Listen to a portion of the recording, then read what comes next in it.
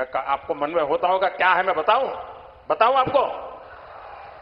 ऐसा है, ये जो अनूप लड़ रहा है ना चुनाव आपके यहां,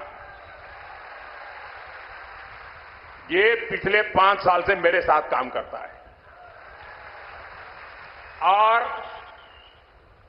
देश भर में घूम करके चीजें खोज करके लाता है। यानी एक प्रकार से मेरा डेडिकेटेड साथी रहा है।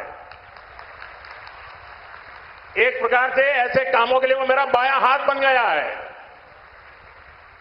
और कभी भी शायद यहां भी लोगों को पता नहीं होगा कि अनूप मेरे साथ इतने सालों से है, कभी बोलता नहीं है। और मैंने इसकी शक्तियों को जाना है। चुपचाप काम करना, अपने काम के लिए दिन रात जुटे रहना। मैंने ऐसा नौजवान मुझे मिला, मेरा बहुत काम हो गया।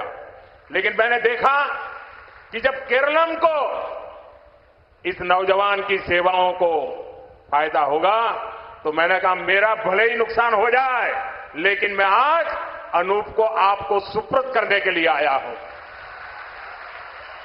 ഈ തെരഞ്ഞെടുപ്പ് കേരളത്തിന് വലിയ പ്രയോജനമുണ്ടാകാൻ പോകുന്ന ഒരു തെരഞ്ഞെടുപ്പാണ്.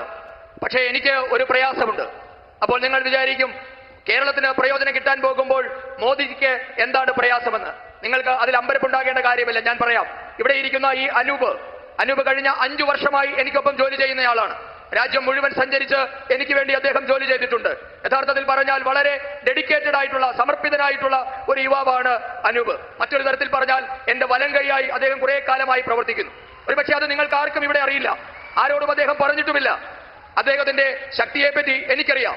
നിശബ്ദമായി രാത്രിയെന്നോ പകലെന്നോ ഇല്ലാതെ പ്രവർത്തിക്കുന്ന ഒരു യുവാവാണ് അദ്ദേഹം.